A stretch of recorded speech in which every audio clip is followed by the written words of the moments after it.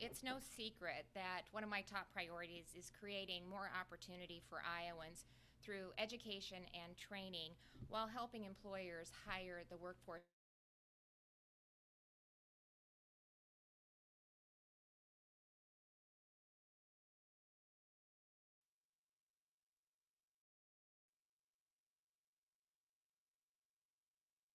teachers cabinet. And I'm pleased to be joined by Tracy Lust, master teacher in the Siddell School District, as well as Sheila Graham from the Career Academy of Pella, who are members of the new cabinet. And you're going to get to hear from both of them shortly. You know, teachers' impact on achievement matters more than ever because it's critical that we're preparing all students for a knowledge economy. And that also means that we need to be developing soft skills like innovation and collaboration, as well as mastering subjects and learning how to think about the world around them. So, how can we better support the critical work that teachers are doing all across our state? And finding that out is one of the main purposes of the cabinet. So I'm honored that we'll have 16 members of the cabinet who have a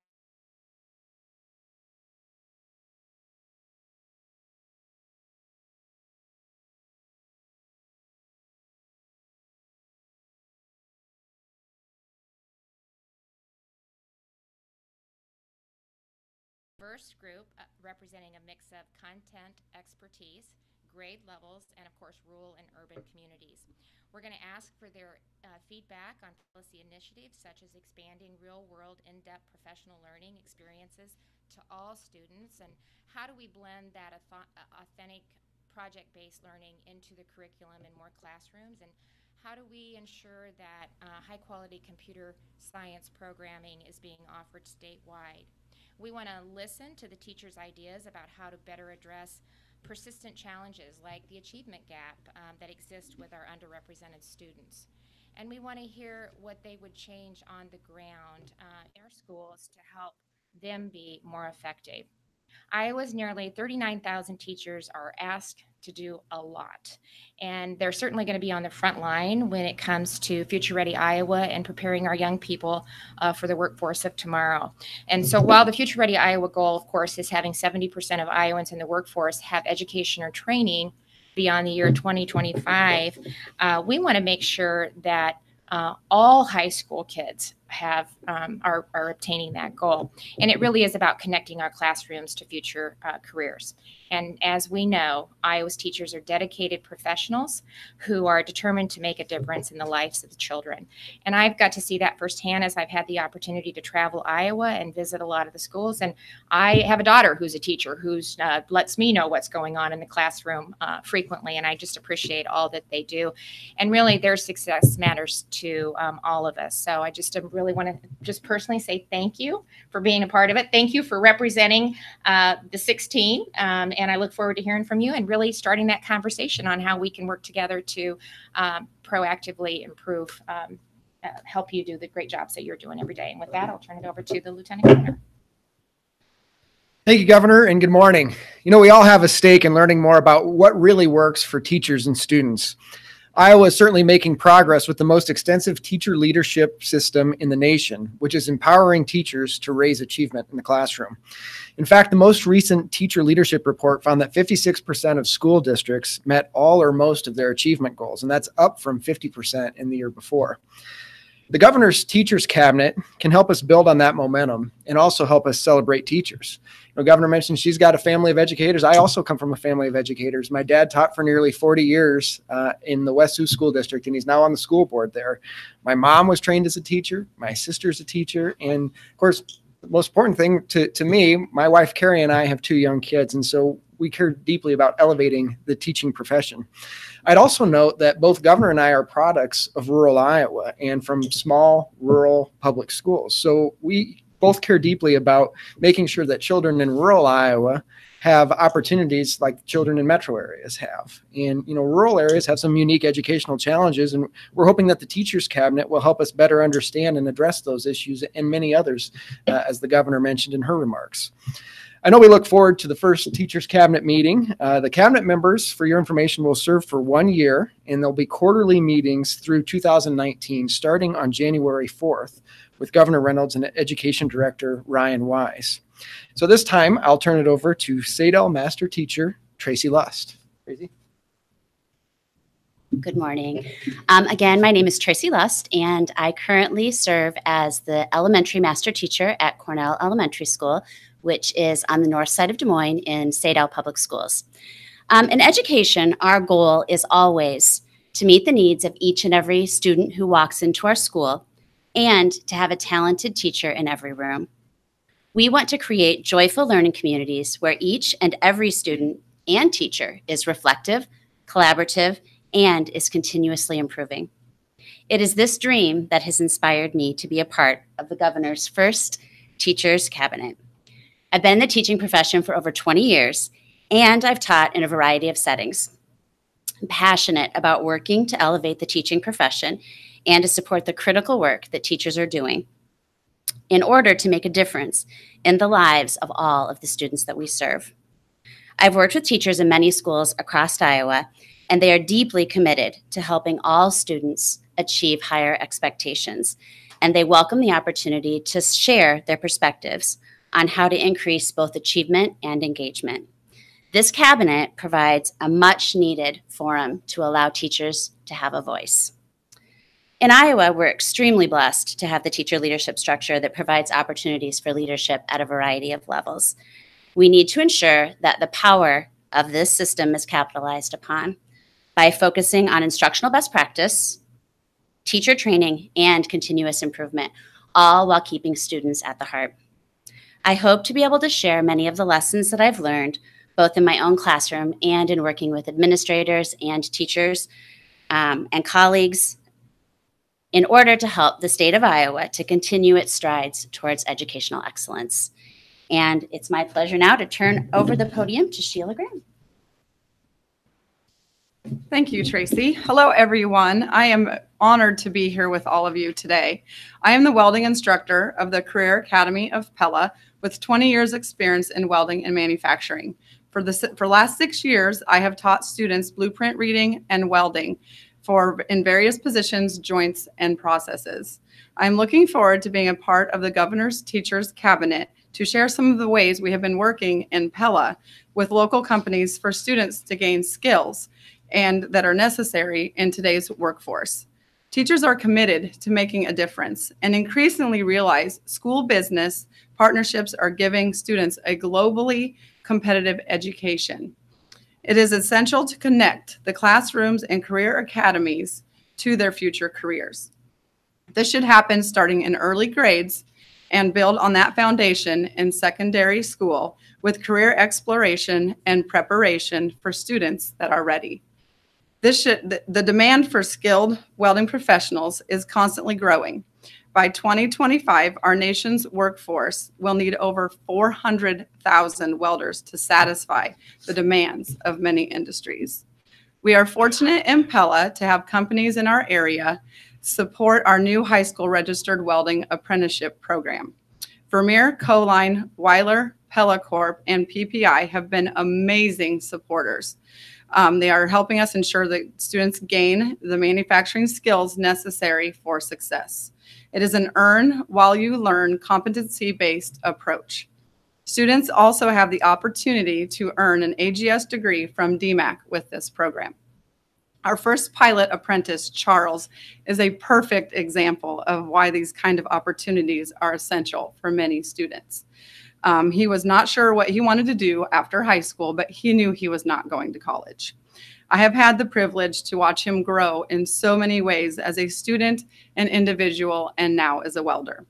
The Teachers Cabinet will present an important forum to discuss how to best ensure all students across the state have access to high quality, authentic, work-based learning designed by teachers and the business professionals together. I am looking forward to this amazing opportunity. Thank you. Thank you. Well, there's two examples of the great teacher and teacher leadership that we see happening all across the state. And with that, we'll open it up to questions on this topic.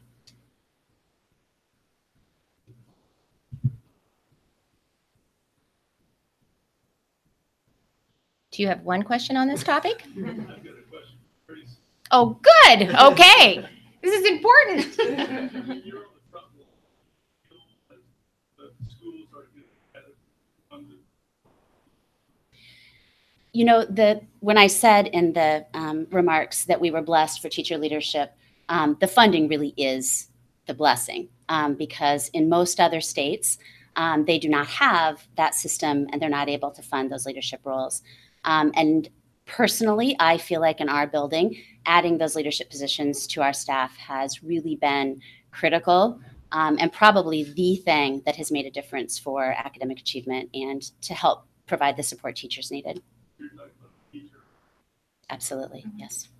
And the importance of that, why we did that, because rightfully so, they were concerned about the sustainability of the funding. Was this going to be another one and done, or were we going to see the continuation? And what we did is we rolled that into the school funding formula so that we could make sure to give some stability to school districts that were entering into the TLC, that they would be able to sustain it for the long term. And we are starting to see the results of that. And I think that that was a really, really important component of that. And that's why we're leading the country, I think, with the TLC initiative. So I appreciate your leadership in that. How many meetings are you planning to have? Will they be across the state? Sorry to be. Oh, well, the first one, we're going to have them quarterly. And so they're going to begin on January 4th. And I think we're going to start at the Department of Education. So that's where the first one will be. And I'm not opposed to moving it around the state.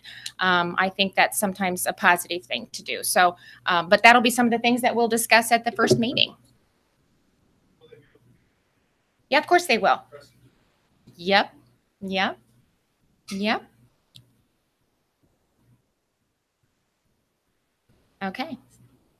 So stay tuned. So I'm excited about this. And again, I want to just say thank you for participating, and we look forward to it. So thank you for your leadership. Other questions? Governor, you've got the whole agency as leading. I'm curious what the message is to public who's hearing about all of these exits. Yeah. Well, first of all, I am so excited to be starting my first full term as the governor of this great state. I love Iowa. I am honored and humbled to have the opportunity to lead in this capacity.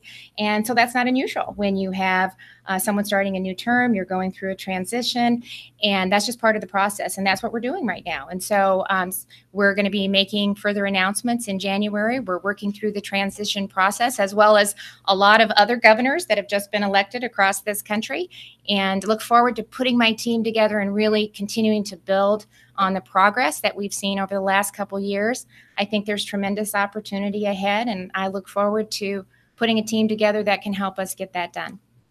Ever since you were elected, there have been calls that justices they are selected. Obviously, some of the reasons. Would you support changes in judicial? Well, you're not going to be surprised on this answer that I've consistently given. I don't like to weigh in on legislation until I see it in its final format. So this is part of the process that's taking place. If there are legislators talking about that, they'll follow bill. It'll go through the process. It'll give Iowans the opportunity to weigh in. So I look forward to see what that looks like, and we'll follow the process. You know, I'm open to taking a look at it. And this is the process that it'll go through to make that happen. That's how you start the dialogue. And that's what if that's what's going to happen, that's the process that it needs to go through. So like anything else, we'll see what it looks like. We'll see where it ends up. And I'm going to reserve my comments until I kind of see how it works, what it looks like. If I've let him, Barbara, I've weighed in on him, but I've been pretty consistent in saying I want to see it in its final form. I said I'm open to taking a look at what they're talking about, and we'll let it go through the process and see what happens. Barbara's first question. Have you asked department heads to submit their resignations and start with a clean slate, or is it a situation where kind of since this is a transition from the administration you already were a part of and took over, but you're just saying everybody still has their job if they want it? Yeah, I had not asked the agencies to submit a resignation. So, and it's not something that there's not a certain timeline that I need to meet. This is something that we can take the time, put the team together, and really, put the right team in place so that we can help move Iowa forward. So we're doing it on a case by case basis. What are we staying to for I don't know. She must be telling, I don't know. I guess I'm going to have to stay tuned. So listen, she's doing a great job. I really appreciate and I mean this without hesitation, one of the best economic development directors in the country. And she's been one of the top ones in the state. So it's been a real pleasure. Yeah, I've room with her, to work with her. And really just, I love the positive energy that she brings to the state and just her can-do attitude. She's very collaborative in how she works with the other agencies. And that's really, really important to me, because when they're working in isolations, we tend to have duplication of what we're trying to accomplish, and there's a cost to that. So I've been really appreciative of her efforts to really work collaboratively across the various agencies, whether it's education or DOT or workforce, I mean, revenue, the list goes on and on. With FEMA's denial, again, for assistance, can you tell us more about that SBA or maybe any other options for people that still are recovering? Well, I'm cautiously optimistic about SBA, and so Homeland Security will be working through that. We knew it was going to be a long shot with the appeal, but I wasn't going to leave one stone unturned. We were going to do everything we could to reach out to, the federal agency, see if we could bring additional resources into the state. And so we're going to do everything we can to see if this is another option. We did the Valor program. Debbie has really kind of pushed the envelope and looking at ways to think outside of the box to utilize some of the programs that she has. I think the Catalyst Community Grant is another example of what she's been able to utilize to help get, especially Marshalltown, as we go into the winter months, the resources that they need to address the housing issue. They have basically almost had somebody on site from the very beginning. I've really appreciated that, to really work with the locals, nonprofits, to be a resource to help them in their rebuilding efforts. So we're going to continue to see what additional resources are available and how we can help the community just rebuild and come back even stronger than before. Well, I think hopefully they know it, because we have had a significant presence and they've been working hand in hand with them, and that's not going to stop. And so I think the fact that they're still there and we're providing resources just for like the historical tax credits, I think, are one of that division, to really help them evaluate the buildings downtown to see if, structurally they can renovate them and not tear them down, and just provide that kind of assistance. And maybe $1 million through the Community Catalyst program. I'm not right on the name of it, but I'm close to, again, help provide some additional funding. So hopefully, they get the sense that we're there and we're not walking away, and we're going to continue to be a partner. And, if they have additional ideas, then they can communicate that through Debbie's people that have been on the ground and working. I put a housing task force together to really focus on that, because we knew that was going to be really important. And so that's a component of it also. In October, there was, sorry. No, it's okay. There was an emergency rules meeting for DAS to change sexual harassment policy. There's concerns about those rules. I'm wondering if you had read the new policy for state employees regarding sexual harassment, and do you have any thoughts about the part where the governor has pretty broad, jurisdiction,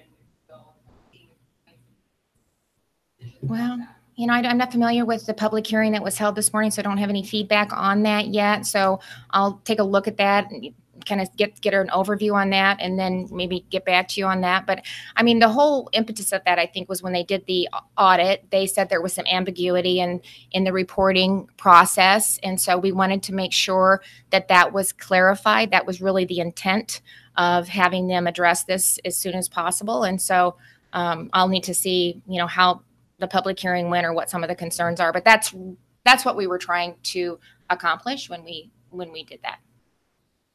Well, just a second, Barbara. Yeah, I was just going to ask you, do you have any sense for whether they're changing as far as usual, devastating as that was?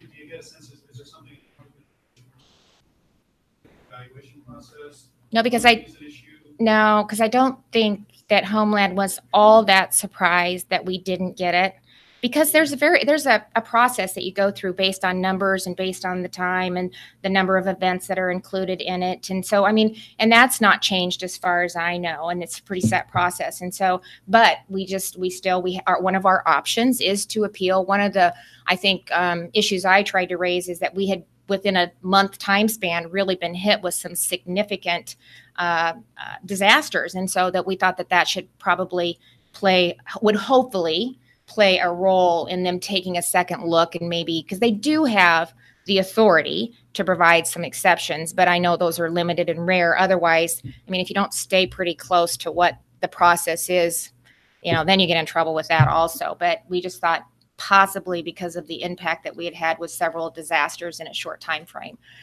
we might stand a chance. Some of that because of the nature of it, in terms of tornadoes, Well, covered by insurance. correct. Do you know how many insurance Oh, damage, or is that, do you have to tell them that this amount was that is covered? part of it. Yes, that is part of the thing. And that, so with flooding, a lot of times there's not the insurance coverage there, but with tornadoes, there tend to be more insurance coverage with that. And so that's part of the report that we submit to them. I think it includes the number of individuals that didn't have insurance. I'm looking at Ryan to make sure that I'm not saying something not accurately, but that's a part of it.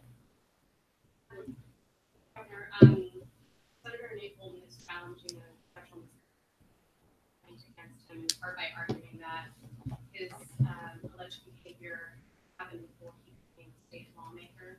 I'm curious if you feel like there might be what you think about that, and whether there are gaps in the Senate with ethics rules that should cover a period of time before an individual becomes a state lawmaker. Well, I appreciate the actions that Leader Peterson took. I think that those were appropriate. And then really, I think, Barbara, that's probably a question for the Senate Ethics Board. That's their process. I'm not responsible for that. And so that's a question that I think you probably need to direct to them. When gambling first started, there was a lot of resistance to the lottery going to online and electronic. The lottery now feels that the world is changing, and they have to go to e-commerce, especially since most millennials don't care. Is that something that you think the time has come to give the lottery more authority to go into an electronic style of? And I don't know, Rod, if that needs to be done legislatively. They're Yeah. putting together- So I think so. But with sports betting and everything that we have going on now, I think that's probably going to be a pretty healthy discussion in the legislature this year. And again, we're going to kind of let that process take place. And this gives both sides an opportunity to get in there on behalf of the individuals that are representing them and Iowans. It gives Iowans a chance to weigh in to see how they feel about changing the laws when it comes to gaming. And so, again, I think that's the appropriate place for that to play out is the legislature.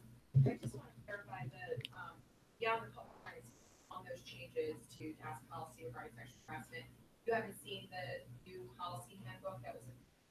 I have, and I've actually read it. It's been a while, but yeah, I have seen it.